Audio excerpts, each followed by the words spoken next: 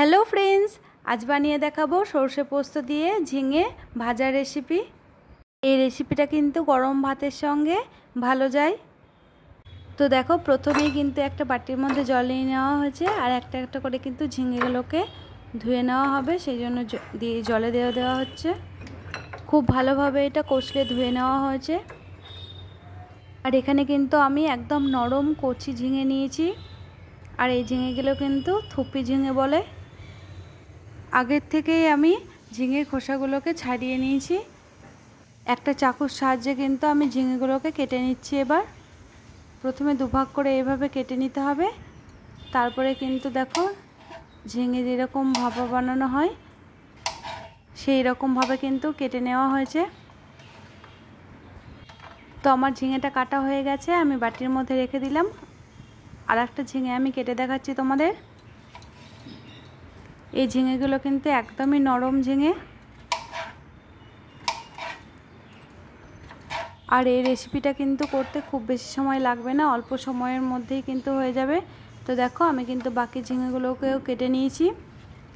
তো আমি বাটিটার মধ্যে কিন্তু রেখে দেব সমস্ত ঝিঙেগুলো। যেহেতু আমি আগের থেকে ধুয়ে নিয়েছি, সেই জন্য আর কোনো প্রয়োজন নেই ধোয়ার। গ্যাস ধরিয়ে ননস্টিকের কড়াইটা কিন্তু বসিয়ে দেওয়া হয়ে গেছে। এবার একটু সর্ষের তেল দিয়ে দেওয়া হচ্ছে।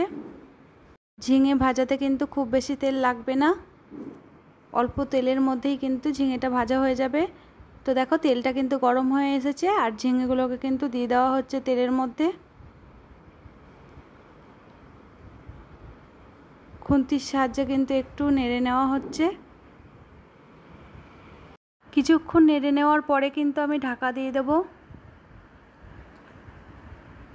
এই রেসিপিতে কিন্তু একটুও জল ব্যবহার করা যাবে না। দমটা কমিয়ে আমি ঢাকা দিয়ে দিচ্ছি।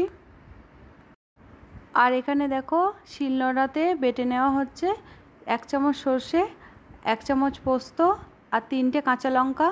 তো বাটা আমার কমপ্লিট হয়ে গেছে। এবার আমি দেখো ঢাকনাটা খুলে দিচ্ছি। তো খুন্তির সাহায্যে একবার নেড়ে দেখাচ্ছি আমি। ঢাকাটা দেওয়াতেই কিন্তু অনেকটা সেদ্ধ হয়ে এসছে। আমি দিচ্ছি এখানে স্বাদ মতো লবণ। লবণটা দেওয়ার পরে খুন্তির সাহায্যে কিন্তু আরও কিছুক্ষণ নেড়ে নিচ্ছি আমি। আর এখানে কিন্তু দমটা মিডিয়ামে রেখে রেসিপিটি বানাবে। কিছুক্ষণ ভেজে নেওয়ার পরে কিন্তু এখানে ব্যবহার করছি হলুদের গুঁড়ো। ঝিঙেতে কিন্তু খুব বেশি পরিমাণে হলুদের গুঁড়ো দেওয়া যাবে না, খুব অল্প পরিমাণেই কিন্তু হলুদের গুঁড়ো দেওয়া হলো। আবারও কিছুক্ষণ ভাজা ভাজা করে নিচ্ছি। দেখো, ঝিঙেটা কিন্তু খুব ভালোভাবে সেদ্ধ হয়ে গেছে আমার। আর ঝিঙেটা থেকে কিন্তু তেল ছাড়া ছাড়াও হয়ে এসছে। বেটে রাখা সর্ষে পোস্তটা এখানে দিয়ে দেওয়া হয়েছে। কাঁচা লঙ্কাটা কিন্তু অবশ্যই করে দেবে বাটার সময়। খুব ভালোভাবে কিন্তু এটাকে ভেজে নিতে হবে। এটা ভাজার সময় কিন্তু মিডিয়াম দম করে রাখতে হবে, দম বাড়িয়ে রাখলে কিন্তু হবে না, না তো পুড়ে যেতে পারে। আর এই ঝিঙেটা কিন্তু একদম সেদ্ধ হয়ে যাওয়ার পরেই কিন্তু এই পোস্ত আর সর্ষে বাটাটা দিতে হবে। আগে দিলে কিন্তু হবে না, আগে দিলে কিন্তু ভাজাটা আর খেতে ভালো লাগবে না। তো এই ভাজাটা থেকে কিন্তু আবারও তেল ছেড়া ছেড়া হয়ে এসছে। তো এবার কিন্তু ভাজাটা একদম কমপ্লিট হয়ে গেছে। আমি একটা প্লেটের মধ্যে কিন্তু ভাজাটাকে তুলে নিয়েছি।